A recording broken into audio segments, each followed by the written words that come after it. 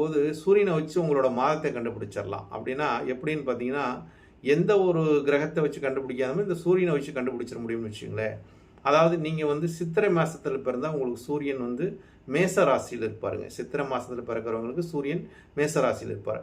அதே நீங்கள் வந்து ஒரு வைகாசி மாதத்தில் பிறந்தீங்கன்னா சூரியன் வந்து ரிஷப ராசியில் இருப்பார். உங்களுக்கு எளிமையாக கண்டுபிடிச்சிடலாம். அந்த 12 ராசியிலையும் கண்டுபிடிச்சிடலாம்னு வச்சுங்களேன். அப்போ வைகாசி மாதத்தில் பிறந்தீங்கன்னா சூரியன் வந்து உங்களுக்கு ரிஷப ராசியில் இருப்பார். இதே வந்து ஆனி மாதத்தில் பிறந்தால் உங்களுக்கு சூரியன் வந்து மிதுன ராசியில் சஞ்சரிப்பார்னு வச்சுங்க. ஏன்னா இது ஒரு ராசி கட்டத்தில் 30 நாட்கள் ஒரு பரிணாமிக்கக்கூடிய ஒரு கிரகம் சூரியன் மட்டுமே. 30 நாளைக்கு வந்து ஒவ்வொரு ராசியிலும் சரியாக 30 நாள் பயணிக்கும்னு வச்சுங்களேன். அப்போ ஆனி மாதம் 30 நாளுக்குமே சூரியன் வந்து மிதுன ராசியில் சஞ்சரிப்பார்.